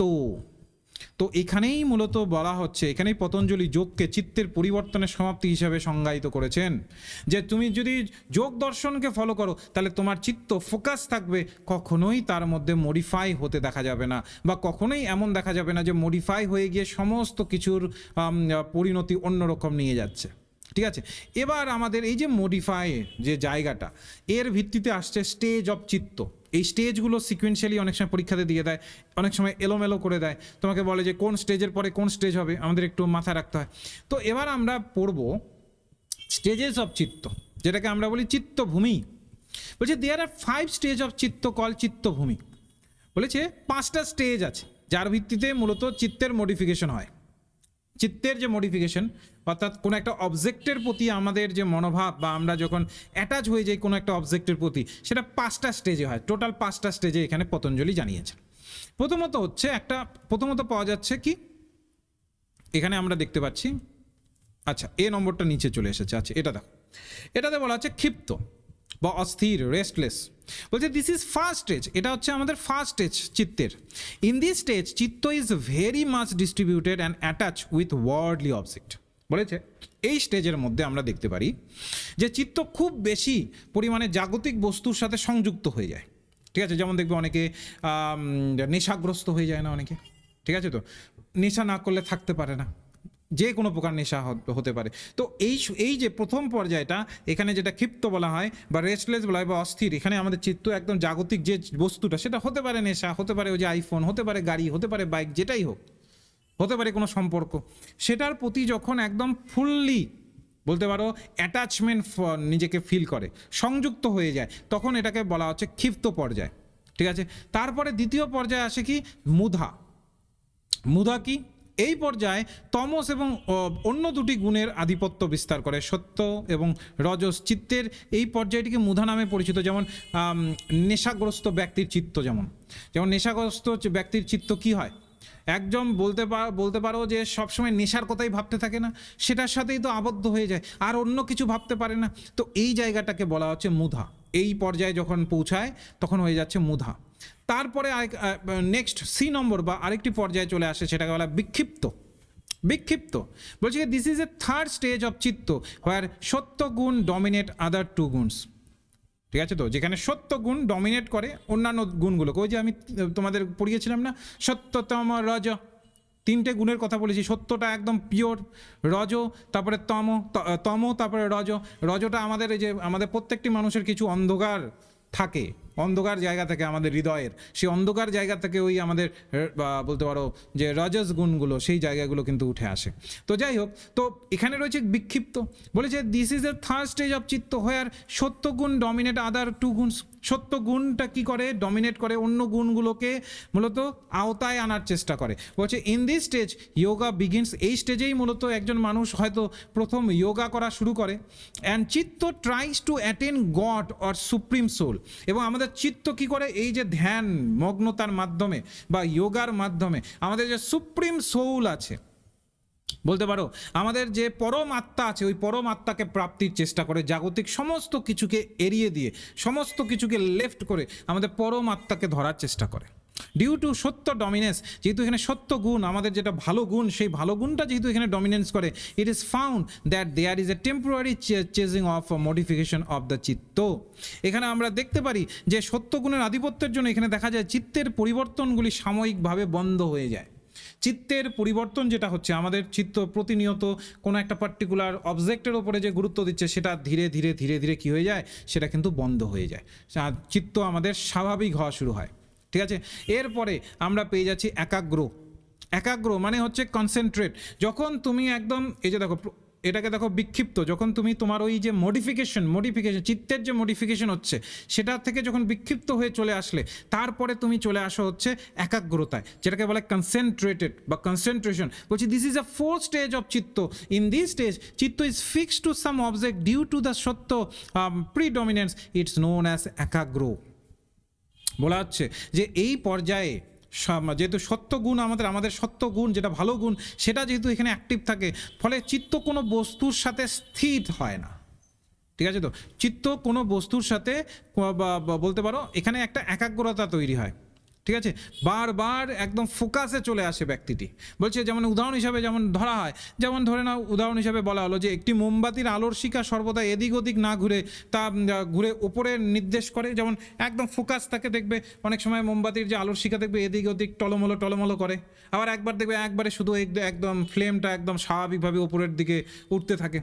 যখন এই যে ফ্লেমটা উপরের দিকে উঠতে থাকবে এটাকে বলা একাগ্র। তার মানে কি তোমার যে বলতে পারি যে তোমার যে বিভ্রান্ততা সেটা আর তুমি হচ্ছ না, তোমার ফোকাস একদম সামনের দিকে রয়েছে। তুমি সমস্ত প্রকার যে জৈবিক বা বলতে পারি জাগতিক যে বস্তু আছে যেমন আইফোন বা এই ধরনের বিষয়, এগুলোর থেকে তুমি নিজেকে কাটিয়ে আনতে শুরু করো। ঠিক আছে, তো এরপরে থাকে এই যে নামক পর্যায়, সেটাকে বলা হয় নিরুদ্ধ বা নিরোধা বা রেস্ট্রিক্টেড। বলছে এটা হচ্ছে fifth stage, final stage of chitta, এটা হচ্ছে niruddha. In this stage the impression remain in chitta after cessation of modification. বলেছে যে এটা হচ্ছে একটা ফাইনাল স্টেজ যেখানে কিনা আমরা দেখি এই পর্যায়ে পরিবর্তনগুলি বন্ধ হয়ে যায়, কোনোভাবেই আমাদের মনকে কোনো বস্তু কোনো কিছু আমাদের পরিবর্তন করতে পারে না, যার ফলে আমরা একদম ফাইনাল স্টেজে পৌঁছে যাই যোগা দর্শনে। অর্থাৎ যোগা দর্শনের সার্বিকভাবে সক্ষমতা এখানে আমরা দেখতে পারি। ঠিক আছে, এই স্টেজে আসলে আমাদের মন আর কোনো দিকে যায় না, একদম ফোকাস থাকে। আমরা জানি আমাদের জীবনকে কিভাবে করতে হবে। কোনো বন্ধু যদি আইফোন ব্যবহার করছে, আমাদের মন বলে দেয় যে আচ্ছা ঠিক আছে, তোর ভাই টাকা আছে, তুই কিনতে পেরেছিস, আমার নেই, আমার ওখানে লোন ফোন নিয়ে ওটা নেওয়ার কোনো মানে হয় না আমার। এই যে জায়গাটা, যখন তুমি এটা বুঝতে পারবে, তোমার মনের মধ্যে কন্ট্রোল চলে আসবে, তখন এটাকে বলা হয় নিরোধা। বুঝতে পারলে? এই যে পাঁচটা স্টেজ এটাকে ঘুরে ফিরে দেয় অনেক সময় দেখবে তোমাকে দেবে যে কোনটার পরে কোনটা আসছে, এলোমেলো করে দেবে। তো এগুলোকে যদি একটু সচেতনভাবে থেকে যদি এগুলোকে অ্যান্সারটা দাও বা বলতে পারি যে একটু বুঝে যদি এগুলোকে পড়ো, আশা করি এখান থেকে কোনো প্রবলেম হওয়ার কথা নয়। এরপরে দেখো প্র্যাকটিস অফ যোগ এভালুয়েটিং দ্য স্টেজ। দেখো যদি আমরা প্র্যাকটিস করি, কিভাবে করব ভালোভাবে লক্ষ্য করো। আউট অফ দিস 5 স্টেজ, এই যে 5টা স্টেজ আমরা পড়লাম, লাস্ট 2 আর ভেরি হেল্পফুল। এই যে দুটো আমরা একাগ্র আর নিরোধা, এই দুটো খুবই হেল্পফুল। বলতে পারি এই দুটোর মাধ্যমেই বলতে পারি এক কথায় যে আমরা আমাদের যে চিত্তের যে মডিফিকেশন, যে চিত্তকে আমাদের মডিফাই করছে যে জাগতিক বস্তুগুলো, সেটা প্রায় এখানে বন্ধ হয়ে যায়। ঠিক আছে, বাট যে ধরনের 3টে আছে, যেমন হচ্ছে ক্ষিপ্ত, মুধা আর বিক্ষিপ্ত। বিক্ষিপ্ততেও শুরুটা হয়, কিন্তু এই যে ক্ষিপ্ত আর মুধা এই যে স্টেজগুলো আছে, এই দুটো স্টেজ কিন্তু হার্মফুল। ঠিক আছে, এগুলো কিন্তু আমাদের অবশ্যই যদি আমরা এগুলোকে ঠিকঠাকভাবে রিমুভ করতে পারি আমাদের জীবন থেকে, তাহলেই আমাদের প্র্যাকটিস কিন্তু সামগ্রিকভাবে হবে। তাহলে পরীক্ষায় যদি আসে যোগ দর্শনে যে 5টি পর্যায় আছে, সে পর্যায়ের মধ্যে কোন পর্যায়গুলোকে বলা হয়েছে যে এটা সব থেকে বেশি হেল্পফুল, তাহলে কি হবে? একাগ্র আর নিরোধা। বোঝা যাচ্ছে বিষয়টা? বোঝা যাচ্ছে? মাথায় ঢুকছে? তো এই জায়গাগুলো কিন্তু থাকে। এরপরে দেখো আমরা চিত্তের যে রোলগুলো, এটাতে আমরা দেখবো এখন। দেখো চিত্ত আমাদের কিন্তু 3টে গুণের ভিত্তিতে থাকে, যেটা আমি তোমাদের আগেও পড়েছি। একটা হচ্ছে সত্যগুণ, একটা হচ্ছে রজ আর একটা হচ্ছে তম। এই 3টে গুণই প্রত্যেকটি ব্যক্তির মধ্যে থাকে। এবার আমাদের উপর নির্ভর করে যে কোনটার ওপরে আমরা কোনটাকে আরোপ করতে চাইছি। ঠিক আছে, তো বলছে since chitta embedded with 3 gunas it constantly change. আমাদের চিত্ত সবসময় চেঞ্জ হয়। ওই যে বললাম আমাদের প্রত্যেকের মধ্যেই খুব ভালো মানুষ একটা আছে, খুব খারাপ মানুষ একটা আছে, আর একটা মাঝামাঝি মানুষও আছে, যে খারাপও না ভালোও না। এবার আমরা কোনটাকে অ্যাক্টিভেট করছি, কোনটাকে ডমিনেন্ট করছি, সেটা নির্ভর করবে যে আমরা কতটা এই যে জগতের যে মায়া, এই মায়ায় আবদ্ধ হয়ে গেছি। ধরে নাও সামনে একজন বৃদ্ধ ব্যক্তি হয়তোবা হাতে হাজার টাকা নিয়ে বসে আছে, তুমি বা 1000 টাকা হাতে নিয়ে ঘুমিয়ে পড়েছে।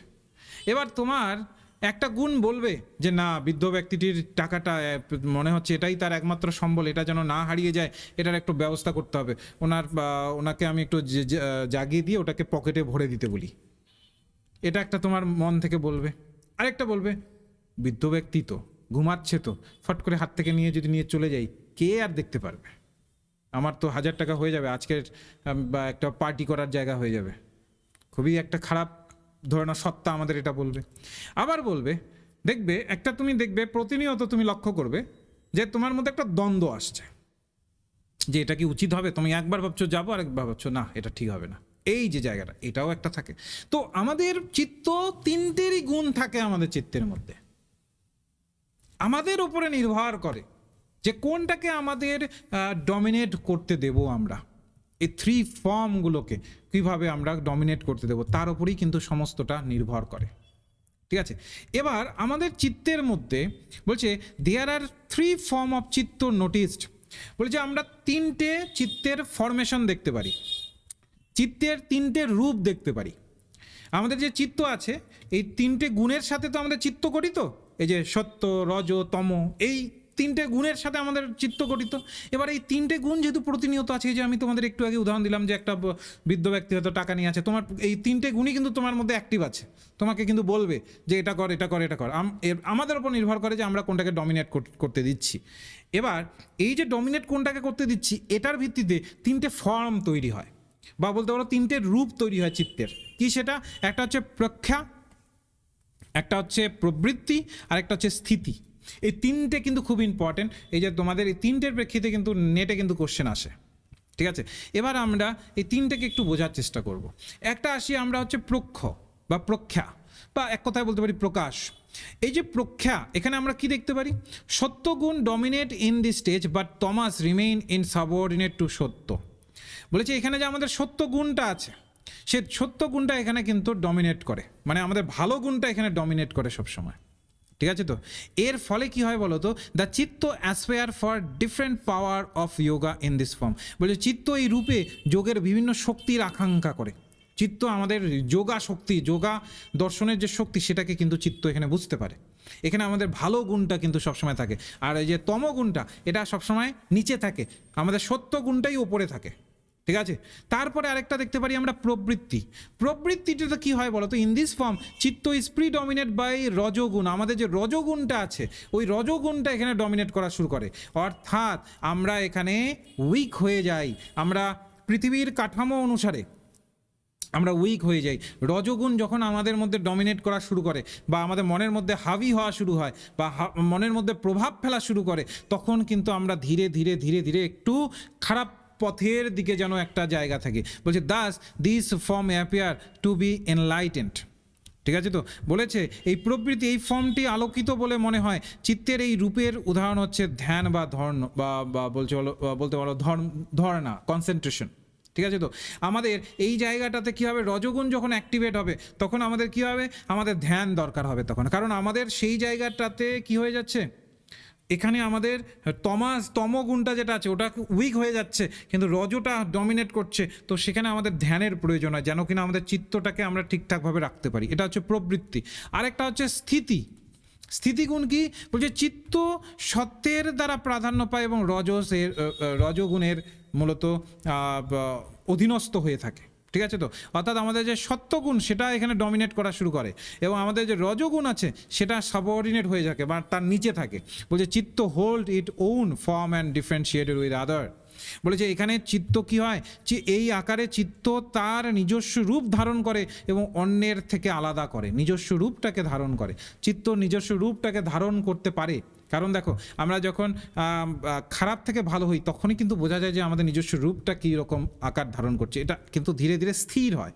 এই সত্য গুণটা যখন থাকে, এটা স্থির গুণ, কিন্তু এটা থাকে এবং এটা স্থিরতার মাধ্যমে কিন্তু পরিচালিত করে। তো এই রকম 3টে আমাদের রূপ আমরা লক্ষ্য করতে পারি আমাদের যে চিত্ত আছে, চিত্তের। ঠিক আছে, বোঝা গেল বিষয়টা, আমরা বুঝতে পারলাম। বেশ, এবার দেখো চিত্তের যে আমরা পরিবর্তন দেখি। ওকে, বলছে 5 টাইপ অফ মডিফিকেশন। আমাদের যখন চিত্তের পরিবর্তন হয়, ঠিক আছে, সেটা একটু ভালোভাবে লক্ষ্য করো। দেখো, আমাদের আত্মার প্রতিফলনের কারণে চিত্ত পরিবর্তিত হয়ে চেতনাকে অর্জন করে। আমাদের চিত্ত অনেক সময় পরিবর্তিত হয়ে কি হয়ে যায়, চেতনাকে অর্জন করে। এবার চিত্তের আসল প্রকৃতি হচ্ছে বস্তুগত। চিত্ত সাধারণত বস্তুগত, যেটা আমি তোমাদের শুরুতে পড়িয়েছিলাম। চিত্ত পুরুষের সাথে যেহেতু আছে, তাই এর মধ্যে সচেতনতা আমরা লক্ষ্য করি, না হলে তো এটা বস্তুগত চিত্ত। ঠিক আছে, তো চিত্তের পরিবর্তনগুলো খুব ইম্পর্টেন্ট। এবারে কি কি পরিবর্তন হয় দেখো। প্রথমত হচ্ছে প্রামাণা, দ্বিতীয়ত হচ্ছে আমরা বিপর্যয় দেখতে পারি, তৃতীয়ত দেখতে পারি হচ্ছে বিকল্প, চতুর্থত আমরা দেখতে পারি হচ্ছে নিদ্রা, আর পঞ্চমত আমরা দেখতে পারি হচ্ছে মূলত স্মৃতি। ঠিক আছে, তো স্মৃতি যখন মৃত্যু হয়ে যায় তার প্রেক্ষিতে আসে। এবার প্রত্যেকটাকে এক এক করে আমরা একটু ধরবো। প্রথমে আসি আমরা প্রামাণা। প্রামাণা বলতে কি বলছি, বা প্রমাণ বলছে রাইট কগনিশন অ্যান্ড পারসেপশন। এটা আমাদের যোগ দর্শনে, আমাদের সাংখ্য দর্শনে এইটাকে কিন্তু ধরা হয়েছে। ঠিক আছে, তো সাংখ্য দর্শনে 3টে প্রামাণার কথা বলা হয়েছে। 3টে প্রামাণা কি, একটা হচ্ছে পারসেপশনকে ধরা হয়েছে, উপলব্ধিকে। ঠিক আছে, আচ্ছা, এবার পরীক্ষায় আসতে পারে প্রামাণা কি। প্রামাণা মাথা রাখবে যার মাধ্যমে আমরা জ্ঞানকে অর্জন করি, যার মাধ্যমে আমরা জ্ঞানকে অর্জন করি সেটাকে বলা হয় প্রামাণা। এবার এই প্রামাণার মধ্যে আমরা দেখব যোগ দর্শনে এবং সাংখ্য দর্শনে 3টে প্রামাণাকে গুরুত্ব দেওয়া হয়েছে। কি, একটা হচ্ছে পারসেপশন, আরেকটা হচ্ছে তোমার ইনফারেন্স, অনুমান যেটাকে বলি। ঠিক আছে, তো যেটাকে আমরা বলি অনুমান, ইনফারেন্স। ঠিক আছে, তো পারসেপশন, ইনফারেন্স, এই জায়গাগুলোকে কিন্তু গুরুত্ব দেওয়া হয়েছে। তো আমি একটা একটা করে পড়াই, নাহলে তোমাদের হারিয়ে ফেলবে তোমরা। পারসেপশন, ইনফারেন্স আর একটা হচ্ছে শব্দ, এই 3টেকে প্রামাণা হিসাবে ধরা হয়েছে। এবার পারসেপশন কি, এটা দেখবে তোমাদের পেপার 1-এর মধ্যেও আছে, আর লজিক্যাল রিজনিংয়ের মধ্যে তোমরা পেয়ে যাবে এটা। ঠিক আছে, তো লজিক্যাল রিজনিং এটা তোমাদের আছে। তো যদি আমরা পারসেপশনটাকে দেখি, পারসেপশনটা কি বা প্রামাণাটা কি, বলছে যোগা স্কুল অফ থটে বা সাংখ্য দর্শনে যদি আমরা দেখি 3 প্রামাণাস লক্ষ্য করা যায়। এবার তার মধ্যে পারসেপশন একটা বলছে ইট is a direct cognition of object through contact some sense. বলেছে যখন আমাদের ইন্দ্রিয়ের মাধ্যমে ডিরেক্টলি কোনো একটা বিষয়কে আমরা উপলব্ধি করতে পারছি, সেটাকে বলা হচ্ছে পারসেপশন। যেমন ধরে না, এই যে আমার হাতে একটা পেন আছে, এটাকে যখন আমি টাচ করছি, এই যে মুষ্টিবদ্ধ করছি, এই মুষ্টিবদ্ধ করাতে আমি এই পেনটা কী দিয়ে তৈরি কী নেই সেটা কিন্তু আমি সহজে ধরতে পারছি, যে এটা প্লাস্টিক দিয়ে তৈরি, এর মধ্যে যেন গ্রিপ আসে, ওর জন্য সামনের দিকে একটু রাবার আছে, এটা কিন্তু আমি বুঝতে পারছি। তো মোট কথা, যেটা আমাদের সেন্সের মাধ্যমে ডিরেক্টলি কগনিশন হয়, ডিরেক্টলি আমরা যার পর্যায়ে চলে আসি বা যেটাকে বুঝতে পারি, সেটাকে বলা হয় উপলব্ধি। ঠিক আছে, সরাসরি আমাদের উপলব্ধি হচ্ছে। যোগ দর্শন অনুসারে এই ধরনের উপলব্ধি রয়েছে। মূলত এটাকে বলা হচ্ছে 2 ভাবে আমরা উপলব্ধি করতে পারি, একটা হচ্ছে নির্বিকল্প আর একটা হচ্ছে সবিকল্প। মাথায় রাখবে, পরীক্ষা আসতে পারে। পারসেপশনকে আবার যোগ দর্শনে কভাগে ভাগ করা হয়েছে বা কভাগে উপলব্ধির কথা বলা হয়েছে। তো 2 ভাগে কিন্তু উপলব্ধির কথা বলা হয়েছে, একটা হচ্ছে নির্বিকল্প আর একটা হচ্ছে সবিকল্প। ঠিক আছে, এবার যদি পরীক্ষায় প্রশ্ন আসে যে নির্বিকল্পটা কি, নির্বিকল্প বলতে বোঝাচ্ছে, বলছে assess the first moment, it is moment the contact between sense and object and বলছে যে antecedent all mental analysis and synthesis of data. Nirvikalpa সাধারণত সেই ধরনের বলা হয় যে প্রথম মুহূর্তে নির্বিকল্প আমাদের আসে।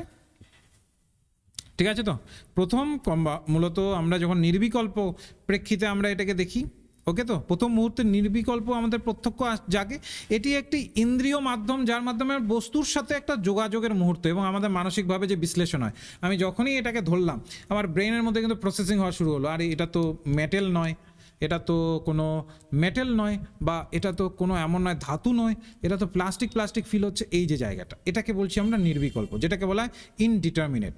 আরেকটা হচ্ছে সবিকল্প, বলছে in the result of analysis, synthesis and interpretation sense data মানে অফ দ্য মাইন্ড। যখন এটাকে বলে সবিকল্প, অর্থাৎ যখন এই যে আমরা এখান থেকে যা যা ডেটা পেলাম, এই যে আমি হাত দিয়ে ধরলাম, যা যা আমার ব্রেনে ডেটা পৌঁছলো, এই সেন্স আমাকে যা যা দিল, এই ডেটাকে যখন আমি অ্যানালাইসিস করলাম, সিনথেসিস করলাম, ইন্টারপ্রিট করলাম, তার প্রেক্ষিতে আমাদের ব্রেনের মধ্যে যে প্রসেসিংটা হলো, ঠিক আছে? তো যে বিশ্লেষণটা হলো সেইটাকে তখন বলা হচ্ছে সবিকল্প, যার ভিত্তিতে আমার মনের মধ্যে ডেটাটা স্থান নিল যে আচ্ছা এটা না প্লাস্টিকের, এই ডেটাটা না প্লাস্টিকের, এই কলমটা না প্লাস্টিকের, এইটাকে বলি আমরা সবিকল্প।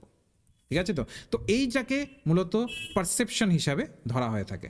ওকে, বেশ। এবার এর পরের যে জায়গাগুলো আছে না, তোমাদের ইনফ্লুয়েন্স আছে, তারপরে ভার্বাল টেস্টিমনি আছে বা শব্দ যেটা আছে, এগুলোকে আমি নেক্সট ক্লাসে করিয়ে দেবো। ঠিক আছে? তোমরা যারা যারা ব্যাচে অ্যাডমিশন নেবে পরবর্তীকালে, মূলত তারা কিন্তু এই ইনফরমেশনগুলো বা এই ডেটাগুলো তোমরা পরবর্তীকালে আমি যখন পড়াবো সেটা কিন্তু পেয়ে যাবে। আচ্ছা, এখানে আমি একটু ছোট্ট করে তোমাদের একটু বলে দিই। অনেকে হয়তো বা ভাবছো যে স্যার এখানে ক্লাস স্টার্ট হচ্ছে কবে থেকে? তো ক্লাসটা আমাদের কিন্তু স্টার্ট হচ্ছে 26 তারিখ, অর্থাৎ পরশু দিন থেকে। আজকে 24 তারিখ, কালকের দিনটা অ্যাডমিশনের সময় আছে, 26 তারিখ থেকে কিন্তু আমাদের ক্লাস ফুললি স্টার্ট হয়ে যাচ্ছে। ঠিক আছে? একদম PYQ মানে পরীক্ষায় যেভাবে এসেছে ওইভাবে একদম নিখুঁতভাবে নোট থাকবে। তার ভূমিকাটা তো পেলে, একদম নিখুঁতভাবে এক্সপ্লেন করে দেবো তোমাদেরকে। ওকে, বাংলা মিডিয়ামের জন্য ফি স্ট্রাকচারটা যেভাবে আছে, প্রথম মাসে তোমার 2000, তারপরে মাসে 1500, তারপরে মাসে 1500, তারপরে মাসে 1500 এবং সবার শেষে শুধু 500। এইভাবে তোমাকে এই যে 5টা ইনস্টলমেন্ট আছে, এই 5টা ইনস্টলমেন্টের মধ্যে তোমাকে ফিসটাকে কমপ্লিট করে নিতে হবে। এবার তাই বলে এই নয় যে 5 মাসের মধ্যেই তোমার শেষ। দেখো, 5 মাসের এই যে ডিসেম্বরের মধ্যে আমরা সিলেবাসটাকে কমপ্লিট করব, যে তার জন্য যদি এক্সট্রা ক্লাস নিতে হয় এক্সট্রা ক্লাস নেব। আপাতত 2 দিন ক্লাস হবে, যদি এক্সট্রা ক্লাস নিতে হয় এক্সট্রা ক্লাস নিয়ে ডিসেম্বরের মধ্যে সিলেবাস কমপ্লিট করা হবে। কিন্তু তোমাদের যে কোর্সের ভ্যালিডিটি থাকবে, কোর্সের যেটা ভ্যালিডিটি থাকবে সেটা কিন্তু 1 বছর থাকবে। আমরা প্রত্যেকটা সাবজেক্টের 1 বছর ভ্যালিডিটি এই বছরে দিচ্ছি।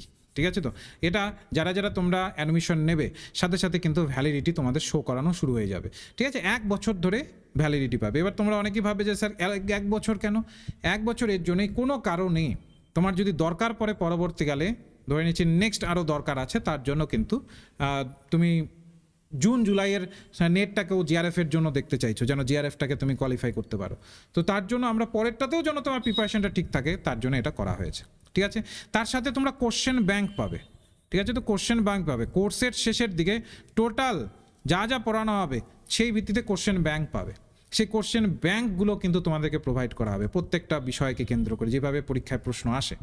লাইভ ক্লাস হবে এবং রেকর্ডেড ক্লাস ব্যাকআপ থাকবে। কোনো কারণে যদি লাইভ ক্লাস করতে না পারলে সে তার জন্য ঘাবড়ানোর কিছু নেই যে ক্লাসটাই একদম মাইট গেল, এমন নয়, সেটাতে রেকর্ডেড আকারে থাকবে। বলেছে এটাতে আমাদের কি হবে, পেপার 2টাকে কিন্তু ফুল কভারেজ করা হবে। 10টা ইউনিট আছে, 10টা ইউনিটকেই পুরোটা ডিটেলসে পড়ানো হবে, ডিটেলসে যেভাবে আমি ধরে ধরে পড়ালাম। ঠিক আছে? এখানে আমরা একটা স্ট্র্যাটেজিকে ফলো করি, প্রত্যেকটা ব্যাচই আমরা ফলো করি। এখানে আমাদের সবসময় চেষ্টা করা হয় যেন কিনা প্রতিনিয়ত আমি তোমাদেরকে ক্লাসের মাধ্যমে সেই বিষয়গুলোকে ধরিয়ে দিয়ে, তোমাদেরকে লাইন বাই লাইন ধরিয়ে দিয়ে বিষয়টা সম্পর্কে পরিপূর্ণ একটা তোমাদের নলেজ তৈরি করে দিতে পারি। ঠিক আছে? তো শুধুমাত্র যে রেকর্ড ক্লাস এমন নয়, ফার্স্ট লাইভ ক্লাস হবে, ডাউট সলভ হবে, তারপরে কিন্তু রেকর্ড দেওয়া হবে। 1 ঘন্টার ক্লাস নয়, পুরো 2 ঘন্টার ক্লাস হবে, যেগুলো আমরা দেখব। তো যারা যারা ইচ্ছুক রয়েছো, যদি তোমাদের মনে হয় যে স্যারের পড়ানো বুঝতে পারি, স্যারের কাছে পড়লে বিষয়গুলো ক্ল্যারিটি ভালো পাবো এবং পরীক্ষার জন্য প্রিপারেশনটাও ঠিকঠাকভাবে হবে, তারা অবশ্যই কিন্তু যোগাযোগ করে নাও। আর যদি তোমরা পেপার 1-এর সাথে পেপার 2-এর কম্বাইন ব্যাচ নাও, পেপার 1 সাথে যদি পেপার 2-এ যে এডুকেশনকে যদি কম্বাইন আকারে নাও, তাহলে তোমাদের জন্য কিন্তু অফার আছে। টোটাল কোর্স ফির মধ্যখান থেকে একবারে সাথে সাথে 2000 টাকা কিন্তু অফ হয়ে যাবে, মানে 2000 টাকা কিন্তু কমে যাবে, ছাড় পেয়ে যাবে সাথে সাথে, যদি দুটো কম্বাইন ব্যাচ নাও। তো যারা যারা চেষ্টা করছো কম্বাইন ব্যাচের, তারাও কিন্তু দেখতে পারো বিষয়টাকে। যাদের ইচ্ছে রয়েছে কম্বাইন ব্যাচে থাকার, একবারই প্রিপারেশন নেওয়ার, তারা, আর যারা সিঙ্গেল ব্যাচ নিতে চাইছো তারাও কিন্তু যোগাযোগ করতে পারো। ওকে, তো এই রয়েছে, এইভাবেই পড়ানো হবে। বাংলা ইংলিশ 2 ভাষাতেই নোট থাকবে, নিখুঁত নোট থাকবে একদম, যেগুলো প্রিন্ট করতে পারবে, এমন নয় যে অ্যাপের মধ্যেই পড়তে হবে, প্রিন্ট করে নিতে পারবে, সেই হিসাবে কিন্তু পড়তে পারবে। আর এইটুকু আমি তোমাদের এনশিওর করতে পারি, সমস্ত কঠিন কনসেপ্ট এমনভাবে বুঝিয়ে দেওয়া হবে, তুমি নিজেই বলবে যে কোন দিকে যে সিলেবাস কমপ্লিট হবে তুমি নিজেই কল্পনা করতে পারবে না। এবং তুমি যখন কোর্স কমপ্লিট হবে তুমি নিজেই বলবে আগে তোমার জ্ঞানটা কতটা ছিল, নলেজ কতটা ছিল, আর এখন কতটা হয়েছে, তুমি নিজেই পার্থক্যটা বুঝতে পারবে। তো যারা ইচ্ছা রয়েছে, যারা ভাবছো যে না এবারের প্রিপারেশনটা আমার ভালোভাবে নেওয়া উচিত, তো অবশ্যই ডিসেম্বর সুবর্ণ সুযোগ, নেট প্লাস সেট দুটো মিলেই কিন্তু পরীক্ষা হচ্ছে। হ্যাঁ, দুটোরই একটা প্রিপারেশন নেবে, দুটো পরীক্ষায় বুঝতে পারবে। তো কেউ চাইলে কম্বাইন্ড ব্যাচও নিতে পারো, আবার কেউ চাইলে সিঙ্গেল ব্যাচ শুধু এডুকেশনটাও নিতে পারো। তোমাদের ইচ্ছে অনুসারে তোমরা এটা নিতে পারো। এইটুকু বলবো, যত পেছবে একটা সঠিক গাইডেন্স ছাড়া কখনো কোয়ালিফাই করা মানে অসুবিধে হয়। দেখবে 2-1 নম্বরের জন্য হয়তো বা তুমি সবসময় পিছিয়ে পড়ছো, 2-1 নম্বরের জন্য সবসময় পিছিয়ে পিছিয়ে যাচ্ছ। এটার 1 নম্বর কারণ হচ্ছে সঠিক স্ট্র্যাটেজি ফলো না করা, সঠিক গাইডেন্স না থাকা। কারণ যখন গাইডেন্স থাকে, কনফিউশনগুলো ক্লিয়ার হয়, তখন স্বাভাবিক ব্যাপার, যেহেতু আমাদের এডুকেশন পেপার 2 এর জায়গা বা পেপার 1 কনসেপ্ট যত ভালো থাকবে তত ভালো তুমি স্ট্রং পারফরমেন্স সেখানে করতে পারবে পরীক্ষা হলে গিয়ে। তো কনসেপ্ট যখন ক্লিয়ারিটি থাকে তখন সেক্ষেত্রে আমাদের কিন্তু কোনো প্রকার অসুবিধা হয় না। আর এখানে আমি তোমাদের বলবো, নিখুঁতভাবে তোমাদের কনসেপ্ট তৈরি করে দেবো। নিশ্চয়ই আজকের ক্লাসের মাধ্যমে সেই জায়গাটাকে একটু হলেও ধরতে পেরেছো। যখন ডিটেলসে আরও সার্বিকভাবে পড়বে তখন আরও তোমরা কিন্তু বুঝতে পারবে কতটা কনসেপ্ট এখানে ক্লিয়ার হবে। ঠিক আছে, তো ভালো থেকো সবাই। আজকে এই পর্যন্ত রাখলাম ক্লাসটিকে। আর যাদের যাদের ইচ্ছা রয়েছে যোগাযোগ করার, তো আমাদের যে নম্বরটি আছে 9064253244, এখানে যখনই ইউটিউবে এটা আপলোড করে দেবো, যখনই তুমি ইউটিউবে দেখবে তোমার মনে হবে যে আমার অ্যাডমিশন নিতে চাইছি, অবশ্যই একবার এটা হোয়াটসঅ্যাপে মেসেজ করে জানাবে। এই নম্বরটাতে কন্ট্যাক্ট করে নেবে। আশা করি একটু হলেও তোমাদেরকে আমরা সেই ভিত্তিতে সাহায্য করতে পারবো, যেন তোমার যে স্বপ্ন আছে প্রিপারেশনটাকে কনস্ট্যান্টলি ভালোভাবে করার, সেটাতে যেন তোমাদের সেই স্বপ্নটাকে আমরা পূরণ করতে পারি। ওকে, তাহলে ভালো থেকো সবাই। আজকে তাহলে ক্লাসটি এই পর্যন্তই রইল। নেক্সট ক্লাসে যারা যারা অ্যাডমিশন নেবে তাদের প্রেক্ষিতে দেখবে এর পরের অংশটুকু তাদের ওখান থেকেই শুরু হবে। ওকে, ঠিক আছে, তাহলে আজকের পর্যন্ত রাখলাম।